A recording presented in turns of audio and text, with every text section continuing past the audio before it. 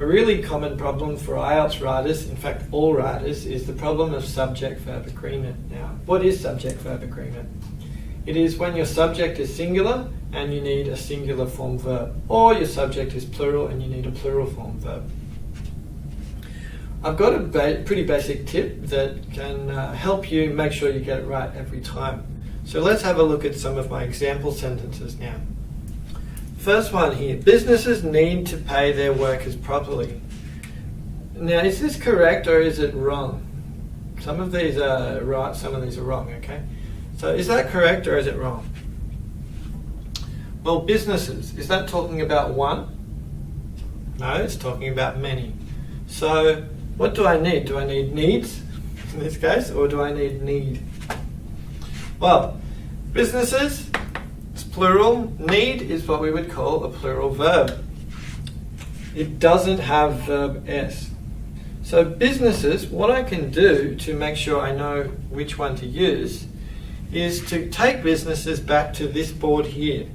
So I know he, she, it has verb with S, and I know I, you, they has a verb with no S.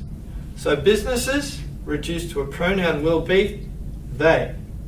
So therefore I know my verb will not have an S. So this one is correct. Businesses need to pay their workers properly. Let's try the next one. Business needs to be a part of all school curriculums. Subject here, business.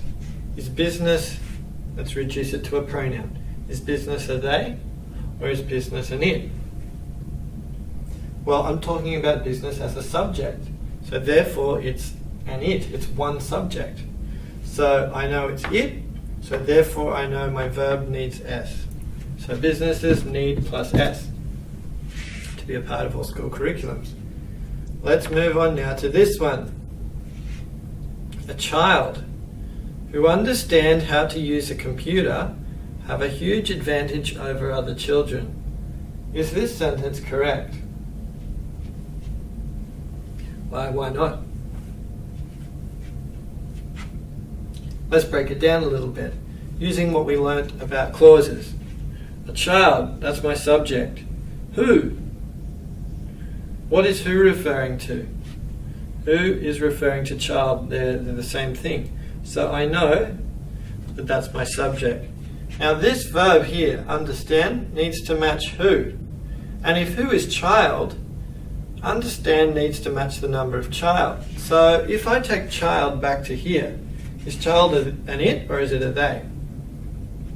Well, a child is an it. It's probably a he or a she, probably. Okay. So a child is an it, needs a verb S, understands. So that would be wrong, okay? A child who understands how to use a computer have.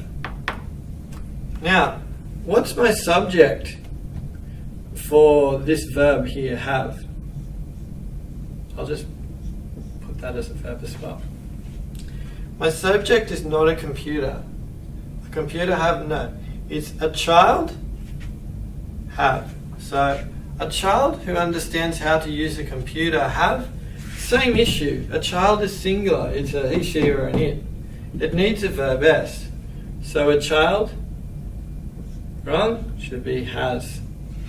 Don't be confused about this computer part. This is because it's part of the relative clause previous to it. So who understands how to use a computer? That's all the other clause, don't get confused. So here's the real sentence. A child has a huge advantage over other children. So it's a simple way. Get your subject, reduce it back to one of these. Usually the question is it an it? Is it a they? And then you'll be able to remember verb S or no verb. It helps me teach it anyway, so hopefully it will help you as well.